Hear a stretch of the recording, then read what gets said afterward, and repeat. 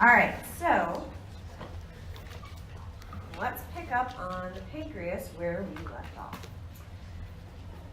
Don't worry if you didn't sign in. As you know by now, I don't really pay that strictly close attention to whether or not you sign in. So we left off talking about the pancreatic acinar cell, and we introduced a few of the enzymes for carbohydrate, protein, and fat digestion. The part I wanted to talk about here was that your pancreatic acinar cell is really a massive secretory cell.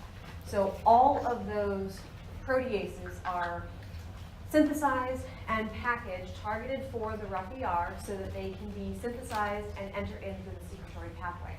They have a hydrophobic leader sequence on the amino acid terminal, the N terminal, so that it targets it specifically so that it will be secreted from the cell. This on the top is just showing a standard, I guess, order of operations for any secretory granules. You have the rough ER and the synthesis of that particular nation protein sent out into the Golgi for packaging. Then it becomes a condensing vacuole, and eventually those will be smaller for the zymogen vacuoles or vesicles that are going to be releasing the actual enzymes to be activated by trypsin. The bottom is really just a pulse chase experiment. So that's basic chemistry. You send a radioactive label in for a specific short amount of time, and then you have non-radioactively tagged amino acids after that in order to see what is happening at each point. And all this is really showing you is just that this is the order of operations. So you start with a lot of radioactive labeling in the rough ER at short time after the radioactive pulse. Then you see it peaking in the Golgi as those particular proteins are moving from the rough ER into the Golgi. Then you see a peak showing up in the condensing vacuoles because they have moved from the Golgi to form these condensing vacuoles budding off of the Golgi apparatus. And then you see a peak showing up in the zymogen granules. So that's just showing that this is how that process is going to be conducted, okay? So the end result here is that you typically will have massive amounts of extensive RER to synthesize all of these proteins and then package them in lovely little vesicles so that when that signal comes, typically induced by either a neural signal or by CCK, you will get release secretion from these acinar cells of these protease packages, okay? We have a couple, this is showing pancreatic secretagogues. Now, if you haven't heard that term before, a secretagogue is just a fancy word to say a compound that causes another compound to be secreted. Okay, it's just to make it a little bit more concise. So these are all secretagogues, and it's tracking the percentage of amylase release in response to each one of these particular compounds. There are two different patterns in terms of the way that these are plotted. Looking at the x-axis where you have the concentration of the secretagogue, what do you notice about CGRP, VIP, and GRP? What happens as you increase the concentration of the secretagogue? Plateau. They have plateaus, but they increase the amount of amylase released, and then they plateau. So they hit a maximum amount, okay? Further increasing that concentration of each of these particular hormones isn't going to do anything to further increase the amount of amylase that's being released. CCK has a different pattern. What do you see there? It drops off, right?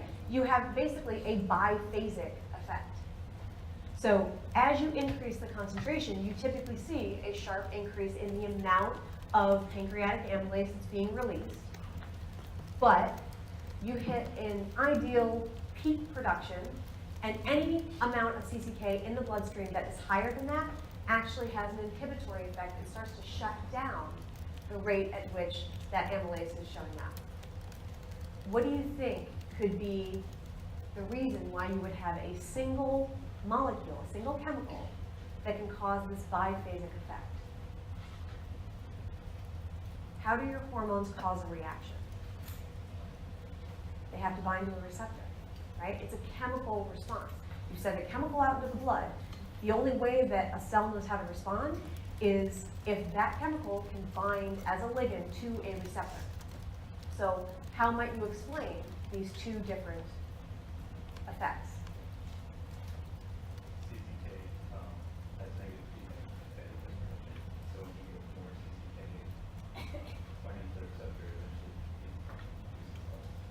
eventually That's a good hypothesis. And it is correct in a certain to a degree, except it's not just an increase in CCK having a negative feedback to shut it down. It actually has an extra caveat that causes that shutting down. Does it downregulate the receptors? So it doesn't necessarily downregulate, but the fact that you pluralize receptors is what I was looking for. Is there another low affinity receptor? There are two receptors. There are high affinity receptors and low affinity receptors for CCK. Technically, there are two receptors called CCK receptors, and one of them has these high affinity and low affinity, which I'm going to talk about in just a second. But that is what is accounting for this increase and then a subsequent decrease as you increase the amount. So this is what I had asked you, but since we are kind of short on time, I didn't have you respond through time. So let me go, I guess I can go back here. If we're looking at this, you have, let me see, let me see if I can find a piece of paper. So I can write down specifically the types of response that we have. All right. We have a couple of different scenarios happening here. We have two different types of CCK receptors. We have a CCKA and a CCKB. They are now called CCK1 and 2, but some texts are still going to call them CCKA and CCKB.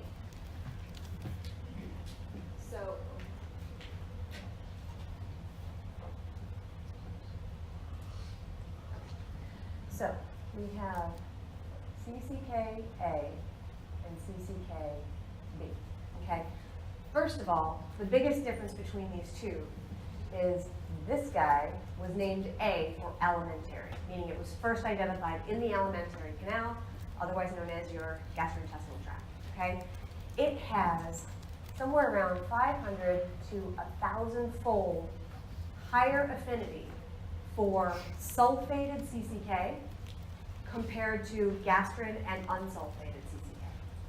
Remember how we talked about that heptamer, where that tyrosine at that 7th position from the C terminus has to have a sulfate? If it's sulfated, it binds much more readily and much more specifically to CCKA. CCKB has about equal affinity for CCK and gastrin. The B actually stands for brain, because the CCKB receptor was identified in the brain, but it's actually your gastrin receptor. Okay? It will bind to CCK as well because they're so similar. But this is typically the expression of CCKB shows up in the stomach because that is where you're going to have the activity of gastrin. CCKA typically is going to show up in the duodenum. Okay? CCKA, which is also called CCK1, and this is called CCK2. That's sort of the new nomenclature for them. This guy is broken up into your high affinity and low affinity. Okay?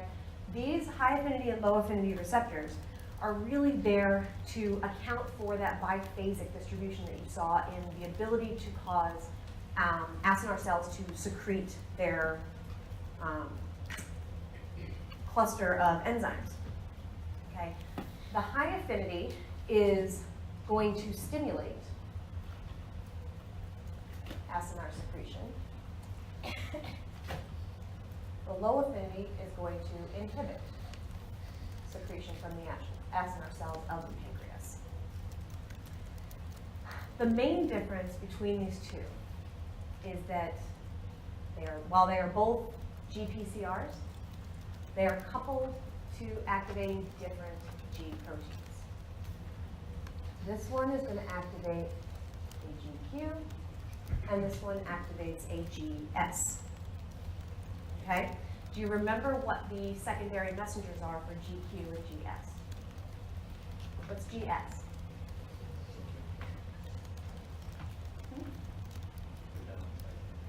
Adenylyl cyclase is the enzyme that's activated, but the second messenger is actually cyclic AMP, which is cleaved by that. So yes, but that is correct. That's the correct pathway. So what about GQ? What's the other secondary messenger? IP3, DAG. What's the actual second messenger? Keep going down that pathway. Calcium. Yes. So calcium is the second messenger for G alpha Q. Okay, and it does do that by activating phospholipase C, which cleaves PIP2 into IP3 and DAG. And IP3 is going to go and be a ligand-gated channel to open up calcium intracellular stores so that you get a lot of calcium showing up. That calcium is the second messenger because it will activate calcium-dependent protein kinases like protein kinase C, and it will phosphorylate its targets. Okay, so the big difference between these two is, let's kind of branch this guy off. All right, you have two types of CCK receptors. Only one of them is highly specific for CCK in particular, and it's very specific for sulfated CCK. Okay, up to 1,000-fold higher binding affinity for sulfated CCK compared to unsulfated CCK and gastric. Okay, so that's your CCK1, aka CCKA. And that is going to have two different conformations, a high affinity and a low affinity. So at physiological levels, you get an increase in intracellular calcium in response to CCK showing up in the blood. If for some reason you get a lot of CCK showing up in the blood, much more than you normally have at physiological levels, that's when all of your high affinity receptors are occupied, and now it's going to be able to bind to your lower affinity receptor. Remember, that's a low affinity CCK1 receptor, okay? So CCK specific. If you flood the bloodstream with CCK, then you start getting signaling happening through cyclic AMP. Now, the specific protein targets for that signaling are not as clear, but what we do know is that it does have a role in secretion regulation, and in this case, it actually slows it down. Okay? So, when we go back to looking at our question here,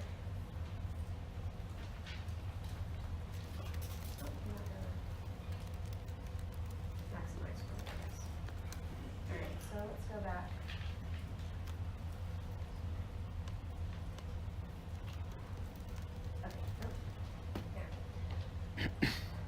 So when we're looking specifically at sorry about that. When we're looking here, this part is going to be your high affinity receptor. This response is activated because it's binding to your low affinity receptor. But both of these are binding specifically to your CCKA, also known as CCK1 receptor, okay? It's just a question of whether it's at a concentration that will bind to a high affinity versus a low affinity. How do we feel about that so far? Okay. The other thing you can have happen is you can have, looking at the x-axis, we have the concentration of CCK, and then we have the same assay that's testing for secretion. You can also have a potentiated effect. Depending on the type of hormones that are released, you can have two hormones that cause the same effect. In this case, VIP is another one. It's vasoactive intestinal peptide. It causes relaxation. We covered this in Unit 2. It causes relaxation of those smooth muscle cells, so it causes things to open up, dilate, and also promote secretion. And because of that, if you have levels of CCK and levels of VIP together, you can actually increase the overall amount of enzyme that's released. So just because CCK is sort of our flagship hormone for the release of acinar digestive enzyme secretion doesn't mean it's the only one that can promote secretion of the pancreas. Okay? It can get help from other types of hormones. Now, this is from the boron book, and it specifically looks at the signal transduction pathways, and we are looking, just to remind you, at the acinar cell. Okay, so this is an acinar cell in the pancreas, which secretes what? Digestive enzymes. What do ductal cells release? Carbonate. Bicarb. Okay, it's a bicarb-rich fluid. Okay, so looking at these, what do you notice? CCK is stimulating what pathway? What's your second messenger for that CCK? Calcium. Okay, so which receptor is this? One. They're both, it's always going to be the CCKA receptor, right, in these particular cell types, the high affinity, okay? Because this is what is the signaling cascade for physiological levels of CCK. Okay, so normally, CCK at normal levels is going to activate this cascade. Elevate levels of calcium, and it's going to cause, the PK is your protein kinase, PP is protein phosphatase, but it's going to activate calcium-dependent protein kinase. In this case, it's a calcium calmodulin kinase. Okay? On the top, we have secretin and we have VIP, both of which do have moderate activity in the acinar cell, even though secretin's main job is to promote the release of that bicarb-rich fluid from your ductal cells. Okay? But it does have a modicum of effect on acinar cells. These ones will actually signal through cyclic AMP, and they will have a regulatory effect by activating PKA to have a role in regulation of your secretion levels of the digestive enzymes. You can imagine that your low affinity CCK-A receptor is up in that cascade because it also activates your G-alpha S. Okay, so imagine that you have a high affinity down here, which maybe I'll just draw that little high affinity. And then imagine up at the top, you have the low affinity CCK. Okay, so the low affinity is going to activate the GS protein.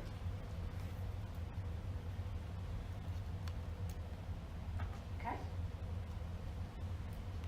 So what do we see in terms of effects of intracellular calcium? On the y-axis, we're looking at actual calcium concentrations. On the x-axis, we're looking at time. What do you notice about the light yellow section? What do you see in terms of calcium levels? It's oscillating, right? And it's oscillating with a pretty decent frequency. What happens when you get into the darker yellow? One massive spike and then nada. Okay? There's nothing after that big spike. So we're looking at 10 picomolar in the light yellow. That's the concentration of CCK being used. And then once you get into that darker yellow, you're looking at a full nanomolar. Okay, so it's 100 times more than what you're seeing on the light yellow. So when you have normal levels of CCK, you see an oscillation. So you see steady amounts of CCK showing up inside the cell, basically due to that signaling cascade that causes it to increase. You still have channels that are going to be pumping it into and out of compartments in the cell or out of the cell, so you will see this oscillation happening. But there's not a massive change in amplitude. What happens when you have increased by 100-fold the concentration of CCK that you're using in this assay? Why do you get that initial spike?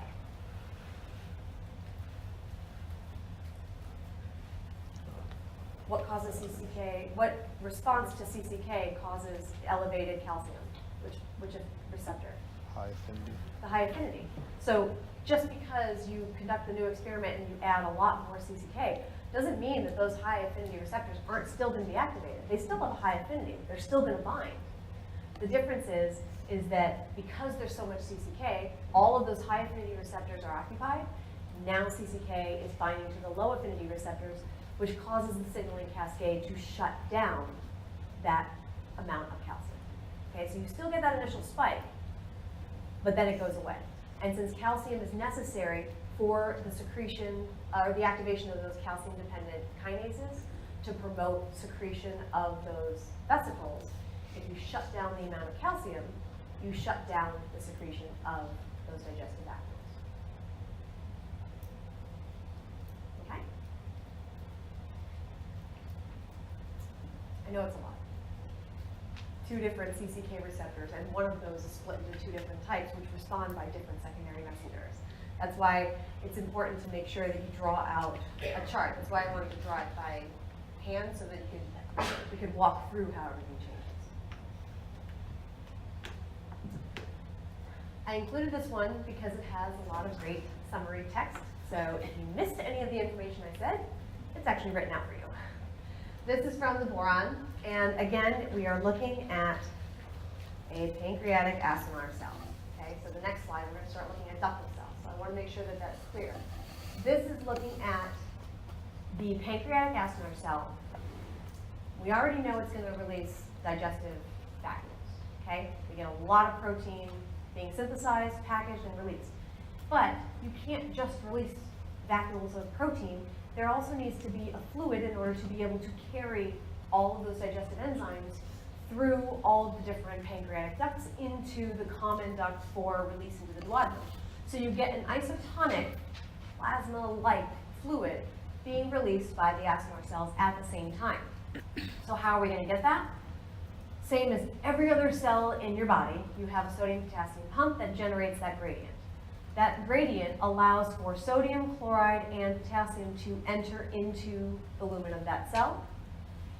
And basically what's actually happening here is you have chloride channels that are on the luminal membrane. This chloride channel on the luminal membrane is going to be responsible for getting that sodium chloride into the lumen of your pancreas. Okay? How are we going to do that? We have chloride coming in, basically hijacking that sodium gradient to get it to come into the cell along with potassium, because that's the channel that's expressed here. For those of you that had 504, where did we see this type of channel? We saw it in which part of the tubule? Thick ascending limb. Very good. It's been a long time since that unit. So your NAKCl cotransporter, it moves for every 1 sodium and 1 potassium, you get 2 chlorides moving in. So it's an electrically neutral cotransporter. All of them are going to come in, and the difference is that potassium is going to leave by the basolateral side to maintain that normal supply. Sodium is going to be pumped out by that sodium-potassium pump, but you have a unidirectional movement of chloride from the basolateral out the apical side. Okay, so chloride is the only one of these 3 that's coming in and moving out into the lumen. If you're only moving transcellularly a negatively charged ion, what does that mean for paracellular movement? What's going to follow it? Well, water will follow, but a positive ion. Which one likes chloride? Sodium. Okay? So in this case, on the top, you see that for this example, it's showing that you have 6 of these chlorides here. I can't really draw without covering it up. But you'll see here, you have 6 sodiums and water that are going to move paracellularly. So the net effect is you get salt and water showing up inside of the lumen. And that's there sort of as a bath for all of those digestive enzymes that are also being released from the apical membrane into the lumen. Okay? You can increase the rate at which that happens through cholinergic signaling. So acetylcholine can bind to a muscarinic M3 receptor.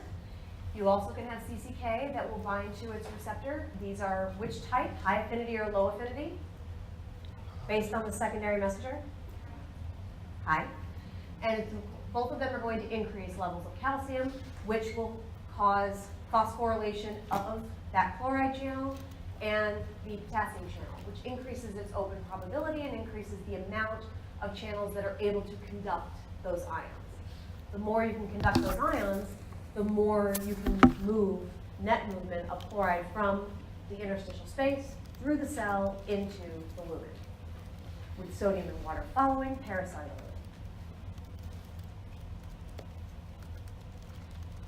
Questions? Are we lost? Or are we bored? What is potassium doing? Potassium is coming in because it has to, in order to get that cotransporter that's expressed on that membrane to function, you need to have potassium coming in. So potassium is going to be basically shuttled back out here. That's a potassium channel that just allows it to kind of be cycled, okay? Because it's also going to be pumped in from that NAK pump in order to maintain that sodium gradient to fuel that cotransporter. So you have to have multiple ways, or I guess a large increase in the activity of those potassium channels so that you have a supply on the interstitial space. Besides, if you didn't, you'd get it inside the cell, and if there were an apical channel, then you'd end up with hypokalemia because you'd be losing it from the body. So it's just basically it's cycling through, just across that one membrane. Yes?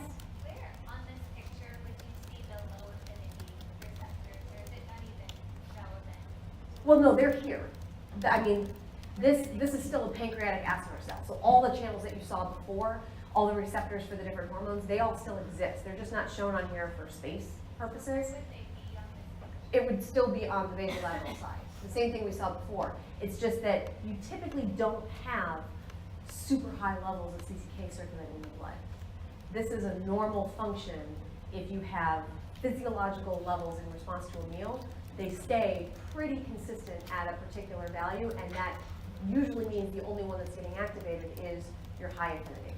And you know once that the low affinities are found, it shuts down the... It shuts down the calcium, which means that you're going to shut down overall secretion of the vacuoles, but you're also shutting down the secretion of this plasma-like fluid because you increase the release of the sodium chloride-rich fluid because of the high calcium. So if you activate the low affinity receptors, that's a really good question. If you activate the low affinity receptors, you're reducing the amount of calcium that is inside of the cell. So you're slowing down secretion of vesicles, but you're also going to reduce the amount of phosphorylation that's happening on those two channels, mainly the chloride channel. You reduce the phosphorylation of it, you reduce the chances that it's open, you reduce the amount of chloride that can get out that way. So you're slowing down the rate of digestive enzymes showing up in the lumen, as well as the fluid that typically accompanies it. It's like a negative feedback. So, sort of, except that typically a negative feedback would be something where you are releasing CCK and it would feed back to stop the release of CCK. In this case, it's two separate downstream effects of the same exact hormone, because CCK would be continuing to be released as long as the trigger, which are the fat and proteins in the duodenum. It's not feeding back to stop it from being released, it's just responding differently to various concentrations showing up in the blood. Yeah? So CCK levels rarely get that high, but what is the necessity of the low affinity receptor quality in the first place? Safety. It's another way to shut it down. If you have lots of CCK, let's say you eat a very fat and protein-rich diet, it doesn't mean that you are never going to have that happen. What if you have a motility issue that causes all those byproducts to hang out in the duodenum, constantly stimulating those cells? Or if those cells start to get, or one or two of them start to get a little, I don't know, secretion happy, and they keep releasing CCK, this is sort of a mechanism to make sure that your pancreas is not constantly releasing copious amounts and using up all your energy. Because a lot of your protein translation in the body, a lot of it is happening. The bulk of it is happening in these cells. So it's sort of a fail-safe if you have any kind of motility issue or hypersecretion issue. It's a way to regulate the pancreas's response to that. Any other questions?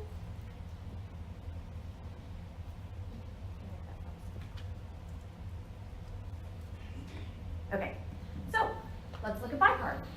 Now we are looking at our ductal cell. Okay. Our ductal cell is going to be stimulated to release bicarbonate-rich solution in response to what hormone? Secretin. Secretin.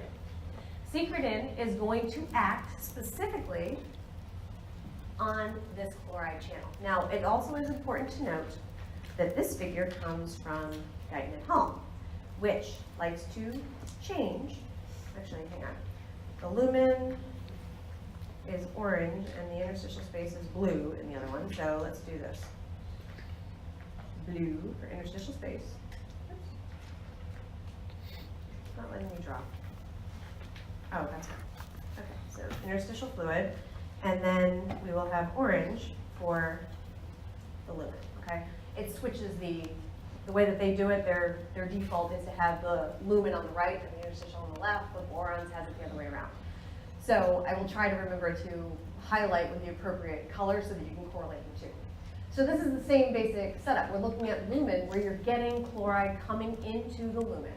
The difference is that this is not because you're getting a lot of sodium chloride due to adding that fluid, that isotonic fluid coming from the acinar cell. Now we're trying to get a bicarb rich. So if we need to get chloride into the lumen, it's really just so that we can have it to fuel the chloride bicarbonate exchanger. Secretion of bicarb from the cell into the lumen comes in exchange with chloride.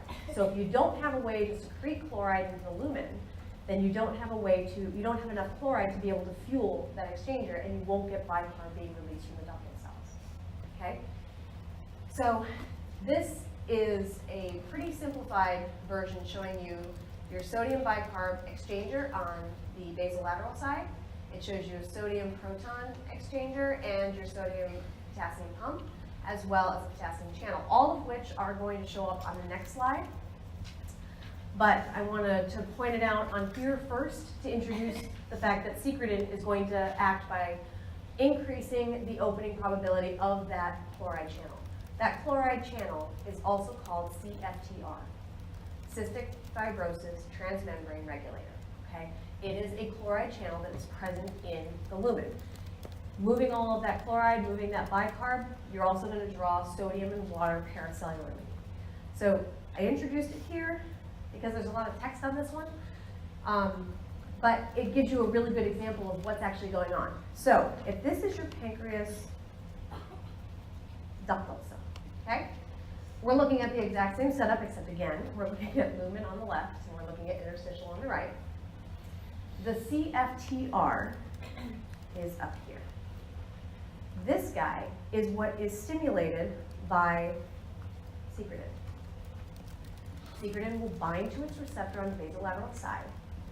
It will elevate levels of cyclic AMP in the ductal cells, and it will result in phosphorylation of CFTR. Phosphorylation of the luminal CFTR increases its probability and allows it to open up and cause more chloride to flow.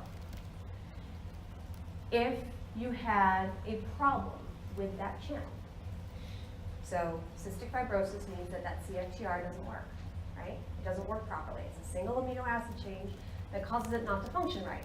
So what happens if that doesn't work? Even if you have a signal that says we need to elevate the opening of this to get more chloride being released into the lumen, what happens if you can't have the effect to that initial signal?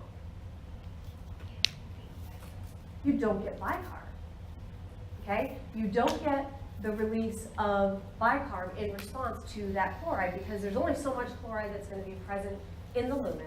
And if you don't continually add more of the chloride, there won't be enough to fuel the release of that bicarb from that chloride bicarb exchanger, which is above on the left-hand side of this figure for boron.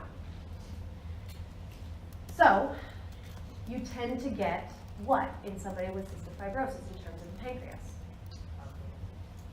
You tend to get, so yes, you can tend to get alkalosis because you would have a bicarb that would stay in, but you also tend to get, if this is supposed to add the bicarbonate to neutralize the acid, it's also necessary to provide extra fluid to keep everything moving along. Typically what happens is you get clogged ductal cells, and it can cause damage, cellular damage and cell death inside the pancreas. So there are a lot of pancreatic consequences as well as sweating consequences and lung consequences for patients who have this mutation in the CFTR transport. Yeah. You also see ulcers in the lung. Because, yes, so one of the things you would also have as an effect, that's a good point, is that you would tend to see more acid that is incapable of being neutralized. Okay, so you gotta be really careful with the types of foods that are eaten and the amounts that are eaten, because if you can't get enough bicarb, you'll still get some, right? You'll still get some because it's not usually like light switch where it just shuts off all bicarb production. You'll still have some cell turnover and some ductal cells will still function, but it won't be nearly to the same degree and the ability to respond as well to changes in acid levels. Okay, so what we have here is we have just talked about the hormonal signal that will cause the chloride to be able to increase the probability that it will enter. How do we get bicarb? There are two main sources of bicarb to get into the ductal cell so that it can be released. One of them is on the top right, and it's your sodium bicarb exchanger. So co-transporter. Sodium coming in will also bring some bicarb in through the basolateral side. The other thing that happens is you get carbon dioxide and you get water coming in so that it can split with carbonic anhydrase to make a proton and a bicarb. That proton is there really, it's going to fuel the movement of that proton pump. It's also going to get kicked back out by way of that sodium proton exchanger. So if bicarb is produced inside the cell, you don't want to change the pH inside of the cell. And if you're going to secrete bicarb, you gotta do something with that proton so that you don't cause too much acid. So it will be released back out into the interstitial space. And in the renal system, we talk about all the different buffering mechanisms that happen later on. But for our purposes here, we have two methods. You have bicarb coming in through a co-transporter with sodium, or you have the diffusion of water and carbon dioxide that carbonic anhydrase can split to produce new carbon dioxide inside the cell, or sorry, bicarbonate inside the cell. Both of those are going to be the source to have secretion from these ductal cells. The last one I want to talk about is you also can have a cholinergic signaling that will result in the release of your ductal fluid. The N3 receptor, that is your muscarinic receptor, acetylcholine can activate that. It can be blocked. Well, I guess I should go back here. I forgot I had this one cell in here. This slide. Do you remember when we talked about the sweat glands? This is just showing you that it's the same channel, and that's the same effect that we would have if this was mutated. It's the same ductal function. Its job is to modify the secretion from the coil cell in the sweat gland, whereas the ductal cell here job is to modify the secretion of the acinar cell. That was just as a reminder. All right, sorry, let me get back to the N3. So when we're looking here at your N3 receptor, that is really going to be a signal that will elevate levels of calcium, and it can also stimulate the elevated levels of calcium to promote the release of bicarb as well.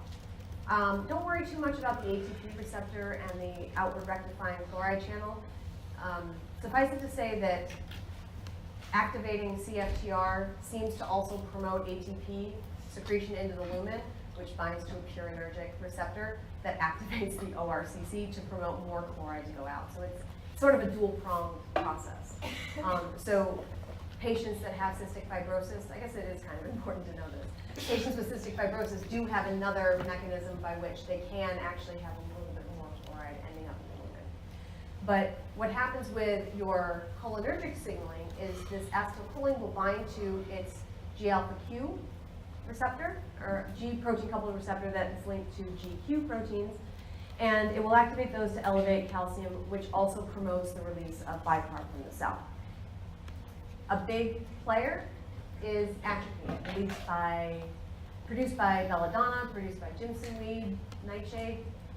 These are all there to help treat things like bradycardia, but atropine specifically will block your muscarinic M3 receptors. And because it blocks that, it can basically shut down the activity to stimulate ductal bicarb secretion. Okay, so it's not just something that will have cardiac consequences, it can also have pancreatic consequences. Okay, the last bit is how are we going to regulate secretion in different stages of feeding. We have secretin and cholecystokinin, those are the ones that are going to be released into the bloodstream.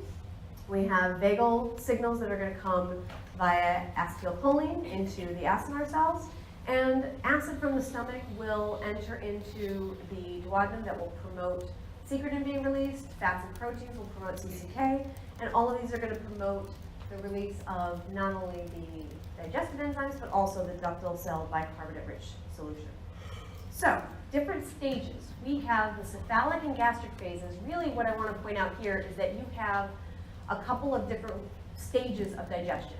The cephalic phase is everything that happens before you actually eat anything, okay? It is strictly mediated in terms of responses in the lower part of the GI tract by the vagus, okay? You can get salivation from the facial and the glossopharyngeal nerves, but your vagus is really necessary to get cephalic responsive acid secretion in the stomach and any kind of pancreatic secretion in preparation for the presence of food. So smell of food, thought of food, sight of food, all of these are cephalic phase, which means that if you have a vagotomy or a bilateral vagotomy, it's gone. The cephalic phase goes away. Okay, that's about 30%. It's responsible for about 30% of all the acid secretion that we're going to see in the stomach. The gastric phase is when it actually arrives. So you have two different signaling sequences that are happening through neuronal mechanisms that are part of your cephalic. The gastric phase is what's going to be signaling in response specifically to food showing up in the stomach. When food shows up in the stomach, you get gastrin being released in response to the presence of food, in response to neuronal triggers by GRP, gastrin-releasing peptide, coming from the parasympathetic pathway. That will bind with a relatively decent affinity, but not a great affinity, to the CCK8 receptor to promote secretion of the acinar cell digestive enzymes. Okay, so you get a little bit of that being stimulated by gastrin. And then when you enter into the intestinal phase, that's when you start to see the acid showing up in the duodenum, and you see the fat and protein showing up in the duodenum, both of which are going to trigger secretin and CCK release to promote the pancreas to really go gung-ho in secreting its contents. Okay, so you get some coming from the vagus. You'll have your preganglionic nerves that are, looks like are in your orange here, and your postganglionic nerves are going to be in green, so you can have acetylcholine or gastrin-releasing peptide acting in different regions to promote the overall release. Your acetylcholine is going to be a direct effect because it acts on the acinar cells, whereas your GRP is going to act on the G cells, and it's an indirect by elevating gastrin, which then binds to the CCK8 receptor. When we get into the gastric stuff, all that's going to be covered again in detail. Pancreatic failure, what happens if you don't have a pancreas that's functioning normally? You can have a huge drop in the amount of available pancreatic enzymes before you really start to see issues. But you could have pancreatitis, or you could have a malignancy, you could have cancer. If you don't have those enzymes, you have a large amount of the fats that are not absorbed because your lipase that's activated in the stomach is only going to digest a certain amount. You need the pancreatic lipase to break down a lot of the fats. And your proteins and carbohydrates are also going to drop down to maybe about 60–70% that are still going to be absorbed. So you're going to lose the ability of your intestine to be able to absorb the contents that you are adding to it. Okay, so you're going to lose more of the nutrients that you're consuming. Okay, that is the end of our lecture 18 content. And I'm going to jump right into lecture 19 because we have quite a bit to get through with our gastric function. This is really going to cover all the stuff that we have sort of discussed already, but in a lot more detail about how we get regulation of acid secretion and how important it is that your stomach functions normally. So, what's the purpose of having your stomach? It's there to release acid, it releases pepsinogen, it releases mucus, it releases intrinsic factor, which will come up in lecture 21 after Thanksgiving. You're also going to have chemical and enzymatic digestion. So you will have chemical digestion, which would be your acid. You would have enzymatic because of your pepsin that will become activated in the presence of acid. You also will have mechanical disruption because of the churning of the contractions of the stomach in order to mechanically break it up into smaller pieces so that your acid and your enzymes can have access to the food that's going to break down. We have surface epithelial cells, so those superficial epithelial cells that are really there. They will help to release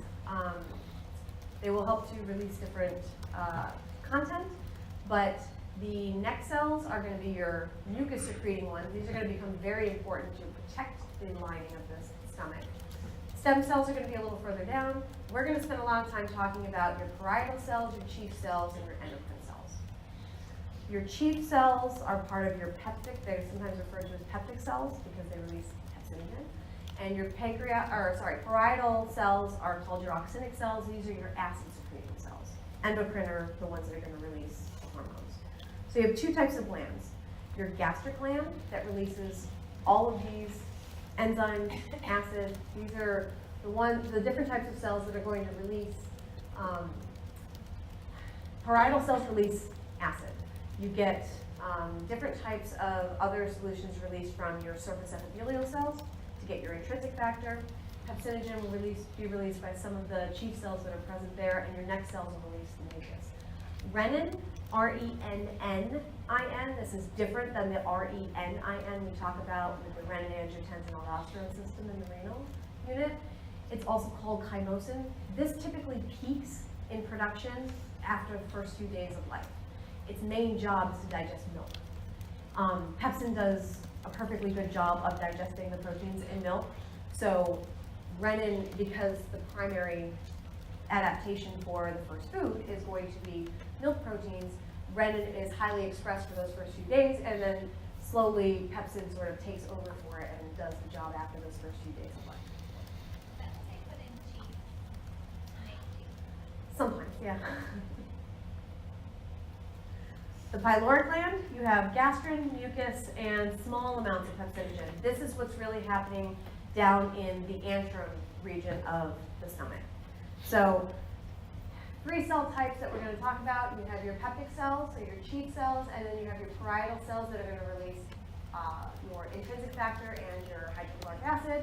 Your pepsinogen is typically what's released by your chief cells, and you're going to get mucus, high amounts of mucus being released from the neck cells. That's going to be very important in protecting from all this acid and enzymes that's going to be released into the stomach.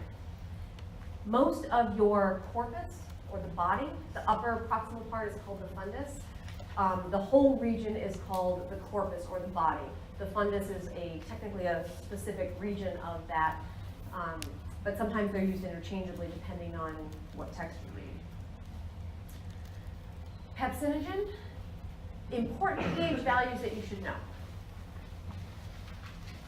Pepsinogen is activated when you drop typically below a pH of 3.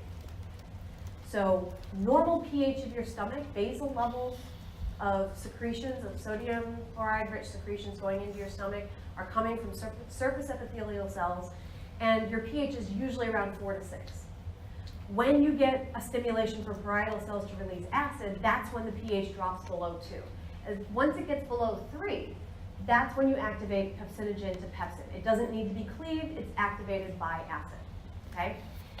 When the pH gets above 3.5, pepsin is reversibly inactivated. So when the pH gets back up to your basal secretions, pepsin's not active. It is inactivated, and it will not start to digest proteins until acid is secreted, because you don't need pepsin hanging around unless there's food there for it to act on. The problem sometimes comes into play if you have a pH that's too high. So somebody that has gastric ulcers. What's something that they do if you have too much acid in your stomach? Self-medicate with antacids, right?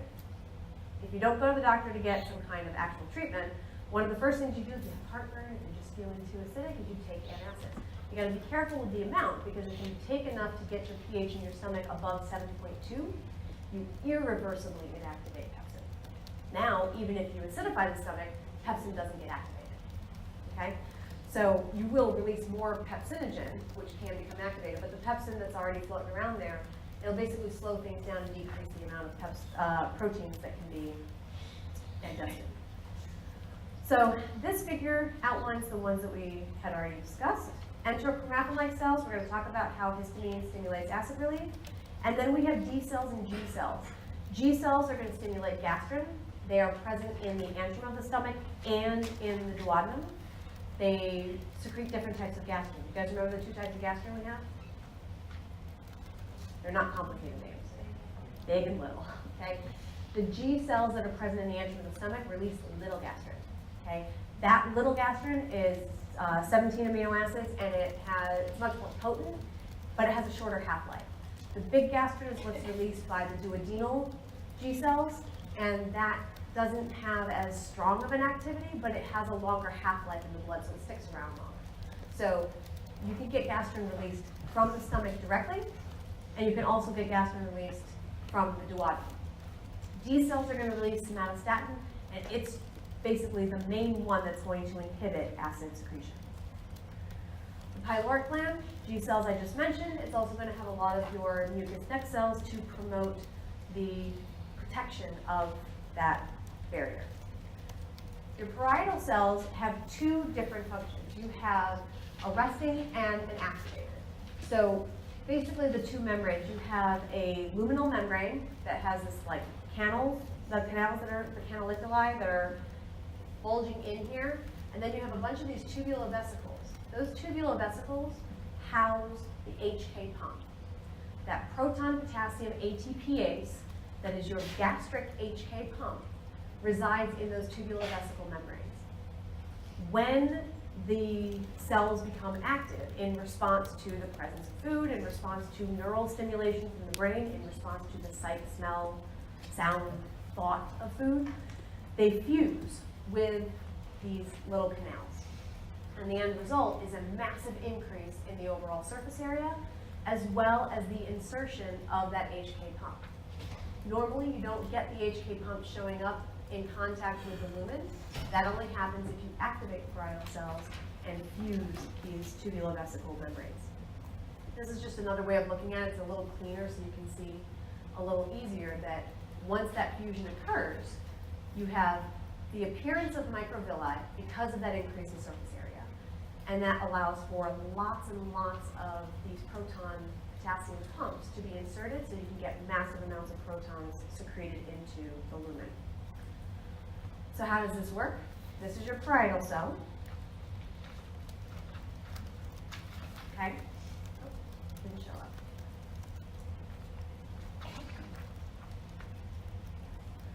Well, this is your parietal cell here. We're looking at the lumen, apical side on the left, and the basolateral on the right with the interstitial space. What we're seeing here is that you have an activated parietal cell. So we have our HK pump that's been inserted by fusion of those tubulovesical membranes.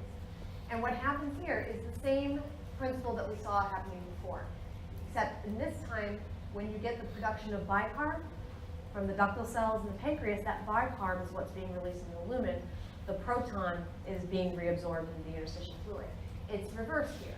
When you produce bicarb from carbonic anhydrase, the bicarb is exchanged to get back for reabsorption, and the proton is what is being secreted into the lumen of the stomach. It's done so by this HK pump. So this HK pump is going to use up a lot of ATP because it needs to cleave ATP in order to fuel the movement of protons into the lumen and to get potassium back inside the cell because it's going against its gradient. That's also why we need to have these potassium channels and chloride channels that are also in those tubulovesical membranes to allow for this cycling of potassium on the luminal side and we have the cycling of potassium happening on the basolateral side. At the end of the day, we have a production of any proton that needs to be released. This is only going to cause the release of protons into the lumen when you've activated that parietal cell. Under normal circumstances, you're still going to have this NaH exchanger on the basolateral side. So any protons that are produced, the protons and the bicarb will leave by the basolateral side. Okay, so it comes in, you get it produced, it'll leave by the same side. Only time you get it showing up on the luminal side is after you've activated the cell. When you have protons entering in, you're going to have a more positive charge inside the lumen. That'll draw the chloride in as well as the water.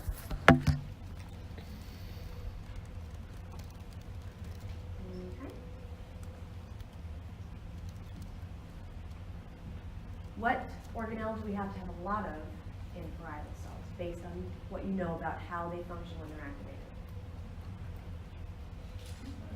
Mitochondria. Lots of ATP needed for that sodium-potassium pump, as well as for the HK pump. You need a lot of mitochondria showing up in order to get sufficient amounts of ATP to get that secretion to occur. All right, so this is showing the exact same information, but from the Guyton Hall book. So, it doesn't want to let me write now. But we're looking at the lumen here on the right and the interstitial fluid on the left. So I put this one up really just in case you prefer Guyton or you prefer boron. You see what they look like in both of the books so that you can locate it when you're reading. It contains all the same information that we talked about with your proton potassium pump, as well as the channel to allow for potassium to cycle, and then the different channels that are on the interstitial side to allow for the net movement of protons and chloride and water coming into the lumen. The end results are a very low pH because you are ramping up the amount of HCl and you're somewhat decreasing the amount of NaCl and KCl that shows up. That said, this is what you see when you increase the secretory rate, and that's only going to be increased on the right-hand side of this graph when you stimulated the parietal cell to become active. At normal baseline secretion, before you activate it, you get a very sodium chloride-rich response. So normally, to lubricate the inside of your stomach, you have parietal cells. They do contribute to that sodium chloride when the secretory rate is relatively low. When you activate it, you cause fusion of those tubular vesicle membranes, and now you have the HK pump that changes it to an elevated secretory rate and a change in the composition. You decrease the amount of sodium that's showing up in the stomach, and you ramp up the amount of protons. Chloride is going to increase as well, just because of the overall concentration of those ions, but chloride is still your anion of choice, because the purpose is to acidify. If you release bicarb, then all that proton being released would be for nothing. All right, gastric acid. Why do we have it? So we already talked about pepsinogen being converted. It starts with protein digestion because you need to create an acidic environment, not only to activate pepsinogen and pepsin, but also to activate what else? Lipase, lingual lipase, remember? It has an ideal activity level of about a pH of 4. So it will, when you acidify it, it will still have more of an activity, but it won't act if you raise it up to about the 5 or 6, which is typical with basal secretions. They say usually your baseline is about 4 to 6. It just depends on the person. What does bacteriostatic mean? Anybody take micro? What's bacteriostatic versus bactericidal? Well, bactericidal means that you're going to kill all the bacteria. Bacteriostatic means that you're going to keep the bacterial population in check. It's not going to grow. It's going to keep that number same. Yeah, cidal, death. Static, halted. Okay, it can't reproduce, it can't grow, it basically hits pause on the bacteria that are in the food that you eat. Because no matter how well you clean your food, you're going to get something in there, okay? And your body's prepared to handle that. We have neuronal stimulation for gastric secretions. I'm going to start with neuronal and then we'll lead into the hormonal. Acetylcholine does stimulate directly. It stimulates HCl secretion, it stimulates pepsinogen, gastrin, and mucus, because all of these cells have receptors for acetylcholine from the parasympathetic pathway. Histamine is going to be a paracrine signal. That is the release of histamine from enterochromaffin cells in the lamina propria of your stomach that will act on the neighboring parietal cells to stimulate acid secretion. We also have gastrin that is going to stimulate acid secretion, again, in an endocrine and also in a paracrine method. The gastrin, as I said before, much more powerful than histamine, but you could take different types of medications in order to reduce acid secretion, and by blocking histamine receptors, it actually does function pretty well as an acid blocker. Now, the role of the vagus, we have one thing that I want to point out here. We need to remember that when you're talking about parasympathetic, or sympathetic as well, but in this case parasympathetic, the autonomic nervous system has what on the efferent side? How many nerves? One. Autonomic nervous system. Efferent, coming from the central nervous system, going out into its effector organs. How many nerves? Two. Always two. Preganglionic and postganglionic, okay? And do you remember what neurotransmitter and receptor is at that preganglionic synapse? Acetylcholine. And what's the receptor? Nicotinic. Nicotinic, okay? That's gonna be important in a second. So, when we're looking here, you have the vagus nerve communicating with the enteric nervous system, and the enteric nervous system will communicate with your gastric gland and your pyloric gland. Gastric gland is where your parietal cells are. Pyloric gland is where your gastrin is, okay? That's the antral region of your stomach. So, the difference here is that we still are going to have a neuronal signal that produces specifically hydrochloric acid, and also will produce gastrin, which then produces the release of hydrochloric acid, okay?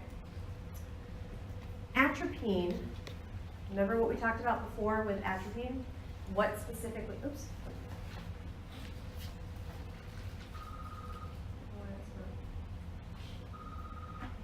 There we go. All right, so I want you guys to take a second and see if you can think about which gland most likely would be blocked by atropine.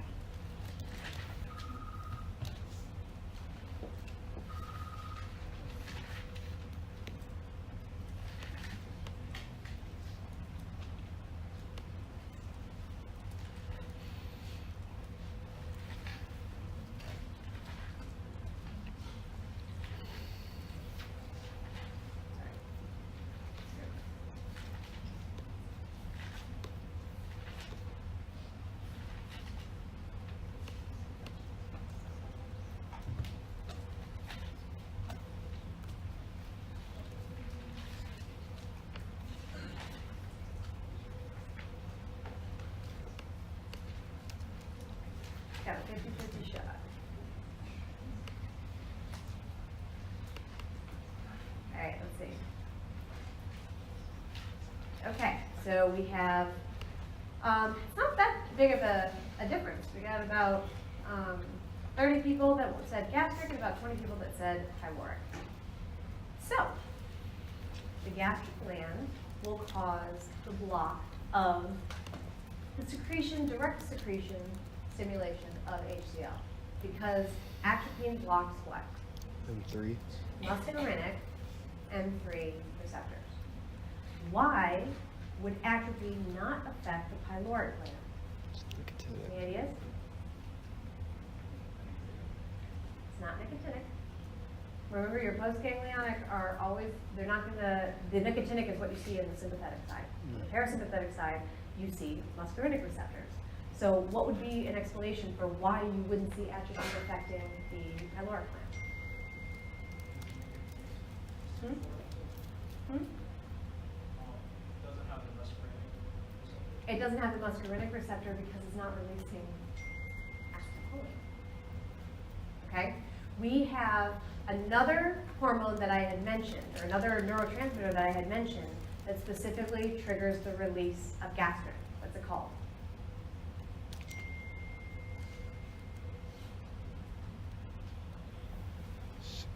secreted? Very straightforward. It's a peptide that causes the release of gastrin. GRP, gastrin releasing peptide. So basically, that is what's happening here. Atropine will block that, and it will not block the pyloric gland because they're using different neurotransmitters. Okay? The enteric nervous system is going to have the gastric gland communicating by acetylcholine and a muscarinic receptor. So it's going to specifically block that. Atropine will not block the release of gastrin, which can then go and activate hydrochloric acid release, but it's not going to block the HCl release by way of gastrin because gastrin-releasing peptide is the neurotransmitter used on that side. So the main difference is what we're talking about in terms of the actual neurotransmitter and the receptor that's responding. So atropine doesn't shut down all HCl production. It just shuts down the direct mechanism. So if you want to regulate gastrin secretion, you have another cell. The somatostatin cell is actually your D cell, or your delta cell in your endocrine pancreas also releases somatostatin, but you have a D cell that releases somatostatin inside of the inflamed stomach. Your G cells are going to release gastrin. Gastrin is triggered by GRP to promote its release. Somatostatin will inhibit gastrin from being released. It has an inhibitory effect to shut down gastrin from being released.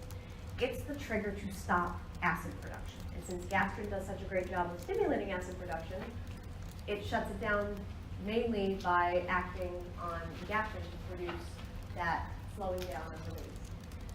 Histamine, gastrin specifically will target your parietal cells. It also acts in your enterochromatin-like cells, along with the afferents from, or the efferents from the parasympathetic pathway. So acetylcholine and gastrin can both trigger these enterochromatin-like cells, so ECL cells that are present in the lamina propria, and their job is to produce histamine to trigger acid release inside the stomach. So you can get too much gastrin. We talked about what happens if you have a gastrinoma, if you have a lot of gastrin. You can get the excessive proliferation of these enterochromatin-like cells producing lots of histamine that also promote acid secretion. So you have what's called a multiplicative effect of these different secretagogues. You have acetylcholine, you have histamine, and you have gastrin, all of which conspire to cause protons and hydrochloric acid to be released from the parietal cell. The examples that I gave here are different types of compounds that can block. You can have atropine that I said will block that muscarinic receptor, right? So it'll block any acetylcholine secreting nerve on the postganglionic side. Cimetidine will block your histamine receptors. It's your H2 receptor blockers that sometimes are given as medication for people with gastric ulcers. That's going to block the histamine release, which also helps to reduce the amount of acid that's being produced. So histamine potentiates the effect, which means it helps to increase the effect of acetylcholine and gastrin, and you can block it to help to attenuate or somewhat suppress the responses to both acetylcholine and gastrin.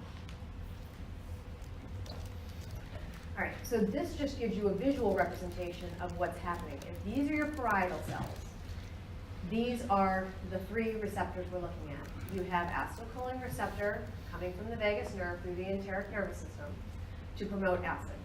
These are M3 muscarinic receptors also present on the enterochromatin-like cells. So the same postganglionic nerve can directly cause acid secretion and indirectly cause acid secretion by promoting histamine to be released from ECLs that binds to the H2 receptor on the parietal cell.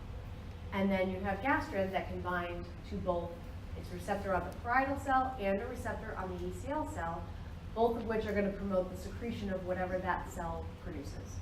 Okay, so acetylcholine and gastrin directly promote the release of acid from parietal cells and histamine from ECL cells.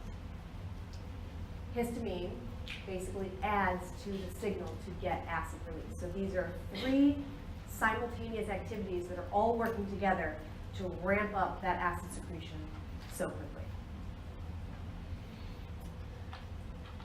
When we're looking at somatostatin and gastrin, and your ACH, as well as your histamine. Basically, what we're looking at here is we have 3 different types of signaling cascade triggers. We have 3 different G proteins that are involved. On the top right, we're looking at gastrin and your muscarinic receptor, both of which are going to act through the GQ pathway. It means it's going to elevate your calcium inside of the cell, and that promotes an elevated activity of your HK pump. You have histamine, which does not act through the same direct mechanisms. It's an indirect mechanism by being released from endochromatocyte cells, but it acts through the GS protein. G-alpha-S elevates levels of cyclic AMP and promotes an increase in the activity of that HK pump. Somatostatin works, again, by being a GPCR, except the difference is here, we are inhibiting. Okay, so somatostatin, somatostatin, as well as somatostatin will decrease the amount of the activity of the HK pump by stimulating an inhibitory G protein. That suppresses any stimulation of cyclic AMP levels caused by histamine. And it will help to counteract any triggers from gastrin and acetylcholine. All right, the last part I just want to leave you with before we finish is just a reminder of what we're looking at with gastrin. We have our little gastrin that's in your antral predominantly, as well as a little bit of your duodenal cells. Your big gastrin, which is present only being released from the duodenal G cells, and then your CCK. So you can look at the actual little gastrin sequence, the big gastrin sequence, and then the CCK sequence. So you'll see just the same similarity that we saw before, right, for gastrin. It's shorter, but it has the same terminal amino acids for the big gastrin, so it just means that it sticks around in the bloodstream longer and has a longer lasting effect. Little gastrin is much faster and much more potent. Okay, but the 2 of them are going to work together to bind to that CCKB or CCK2 receptor in the stomach to promote acid secretion. All right, so it's 11:30, and I think we will finish here. We'll finish this up on the Tuesday after Thanksgiving. I will be cutting down a little bit of the content because we do have quite a bit of material left because I had to cancel that one class. So I will work on that over Thanksgiving, but we'll get through everything next Tuesday and Thursday.